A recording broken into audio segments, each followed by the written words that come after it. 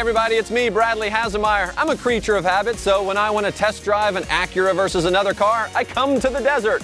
Actually, this is Acura's proving ground, so it makes sense. Today, I'm driving the completely redesigned Acura RDX before it even goes on the market. We're going to be comparing it against this, the Lexus NX 300, to figure out which one of these you should be shopping for. Ready? Let's go. Now, of course, when it comes to my car, I want it to look good. And when it comes to this Lexus NX 300, I like the proportions.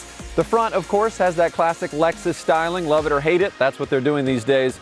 But these wheels are 17 inches. Come on. I think they could be bigger. When you get inside, you realize it's a bit of a busy cockpit. Now, there's a standard 8-inch screen, which is okay, but the touchpad that coordinates with it, it's a little bit complicated and it's really hard to use when you're driving. And thanks to small windows and giant rear roof pillars, the visibility out the back is really poor. And while you're looking back there, you'll also notice how small that rear seat is, especially for the middle passenger. Oh, and if you want to flip down those seats, can't do it from the trunk. All right, so the NX 300 has a number of available options that you might want, like LED headlights, heated front seats, or a moonroof. But guess what? You got to pay extra for all that. Shouldn't that come standard? All right, so now this is what I'm talking about. Even just walking up to the car, you get this sense of power and excitement. Take a look at these lines, huh? One of my favorite things to note here is the character line. It's essentially the line that runs from the diamond pentagon grille all the way down the side to the back and ends in those dragon tail taillights. If you drive a car with a dragon tail taillight, your day's automatically going to be better. Another design feature that Acura did is they increased the wheelbase. And what this does is give you a more comfortable ride, gives you more interior space, and gives it a more overall powerful stance. Win, win, win all around. And that's just on the outside. Let's go in the car. Welcome to the lifestyles of the rich and famous inside here, baby. Yeah, look at this interior, huh? It's like you're in first class. You got this leather-wrapped sports steering wheel with paddle shifters. Boom, boom, boom, boom. So much power just in my hands. And look up. It's a bird. It's a plane. No, it's a giant panoramic moonroof, which comes standard, by the way. All this is based on Acura's precision cockpit, and I think it feels like first class. Of course, I don't really know what first class feels like because they flew me coach. Yeah, you did. You did. But I'm okay about that. One of the things I really love about this new interior is this 10.2-inch display. It's sharp, it's crisp, and it works with what I call the brilliant True Touchpad interface. No hashtag fake news, only True Touch here. Whatever you touch on the touchpad corresponds to the screen. There's no mouse, there's no buttons, there's no fumbling around, there's no reaching over here while you're trying to look at the nav and look. No. It's nice, it's clean, it's simple, and I don't know why anyone else has never done this before.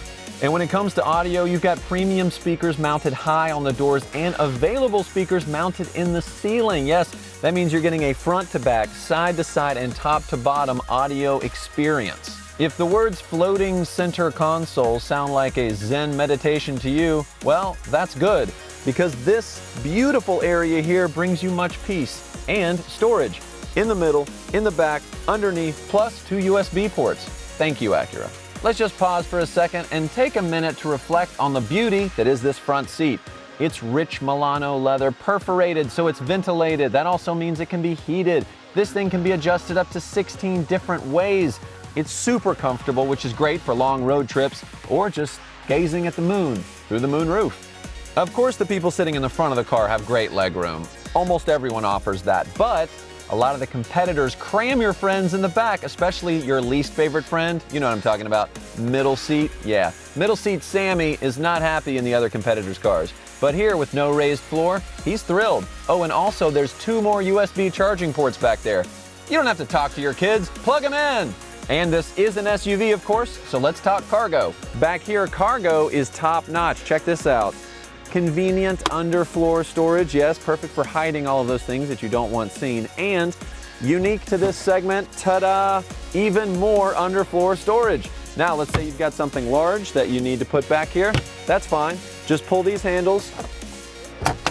Boom. All seats fold flat. Now it's time to find out which one of these two has racing in its DNA. Oh, there we go. That's what I'm talking about. That's all thanks to the 2-liter turbo in this RDX. It delivers a surprisingly large amount of power and torque. And a lot of that torque is that 0 to 30, so you're really going to feel it as you're taking off. I really love how this cockpit's been designed around the driver. I've got this great steering wheel with paddle shifters right here, and if you want even more control, you can click through your different drive modes on the fly to help you connect better with the road. And this RDX features available Acura Super Handling all-wheel drive, which can distribute power from the front to the back to give it more agility and more control. And you really feel that when you're entering some of these curves. I mean, this does not drive like an SUV. All right, so if you're looking for something that's fun to drive, something with a little bit of punch and also control, this is the SUV for you. You know, Acura obviously didn't hold back one bit with this new RDX.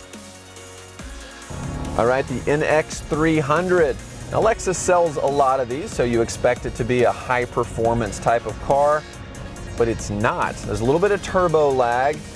It really sways back and forth, back and forth. I don't have a lot of confidence when I'm going into a corner like I do in the RDX with its planted stance. And it's got a whole lot less horsepower than the RDX, so it's kind of a lose, lose, lose. It definitely doesn't have that same racing spirit, that's for sure. Hey, no disappointment here. The all-new Acura RDX is bold and distinctive. This SUV also comes loaded with so many great standard features that you'll pay an arm and a leg for on other brands, and I prefer to keep my appendages, thank you.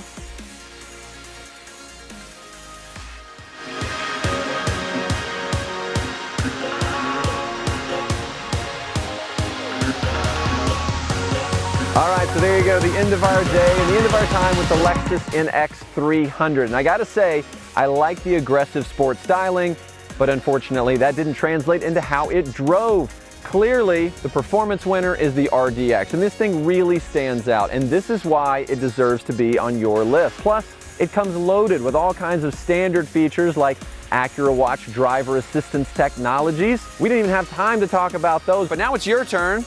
Head to Acura.com, make your own comparison.